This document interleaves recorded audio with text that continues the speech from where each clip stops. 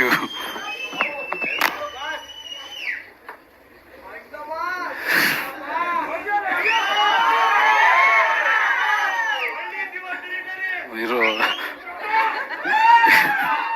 ಎಲ್ರಿಗೂ ನಮಸ್ಕಾರ. ಕರ್ನಾಟಕಕ್ಕೆ ಸ್ವಾಗತ, ಸುಸ್ವಾಗತ. ಐ ಥಿಂಕ್ ಮೊದಲು ಸ್ವಲ್ಪ ನಾನು ಕನ್ನಡದಲ್ಲಿ ಮಾತಾಡ್ತೀನಿ.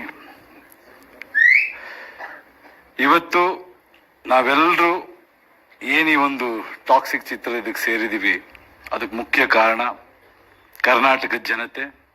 ಕರ್ನಾಟಕದ ಜನತೆ ನನಗೆ ಕೊಟ್ಟಿರೋ ಶಕ್ತಿ, ಕೊಟ್ಟಿರೋ ಜವಾಬ್ದಾರಿ, ಅವರು ಕೊಟ್ಟಿರೋ ಒಂದು ಗೆಲುವು,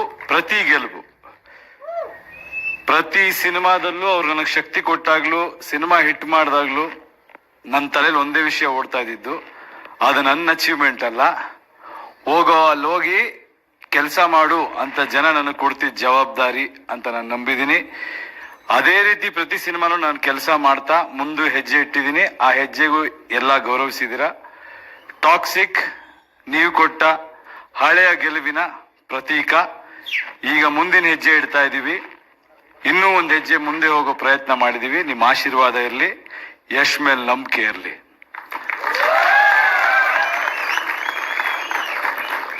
ದಾರಿ ಯಾವ್ದಾದ್ರೂ ಆಗ್ಬೋದು, ಗುರಿ ಮುಟ್ಟಬೇಕು.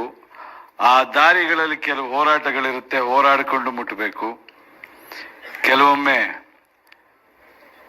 ಕಾಲಕ್ಕೆ ತಕ್ಕಂತೆ ನಡಿಬೇಕು, ತಾಳಕ್ಕೆ ತಕ್ಕಂತೆ ಕುಣಿಬೇಕು. ಇವತ್ತಿನ ಮನಸ್ಸುಗಳು, ಇವತ್ತಿನ ಯುವ ಪೀಳಿಗೆ, ಇವತ್ತಿನ ಗೊಂದಲಗಳೇನಿದೆ, ಆ ಎಲ್ಲಾ ಗೊಂದಲಗಳು ಅವ್ರ ರೆಪ್ರೆಸೆಂಟೇಷನ್ ಈ ಸಿನಿಮಾಲ್ ನಿಮ್ಗಿರುತ್ತೆ.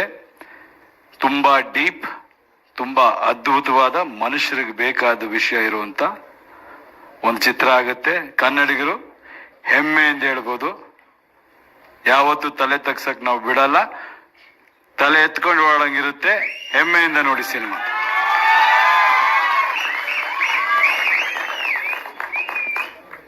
And then now,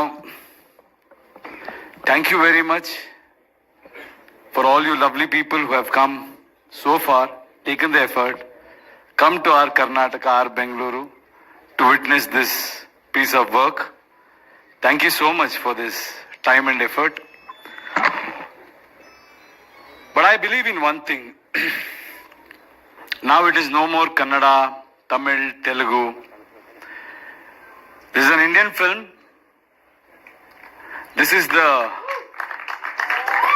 right example to see talented people from their respective industry. They are doing really great. This movie is not Yash's film. This is an Indian film where all the top stars, where all the successful people, where all the talented people have kept their insecurities or goals, or even sometimes their selfish. Every actor is selfish. That's the fact. When you're working, you want to be the best. There'll be so many instances when a lot of people come together.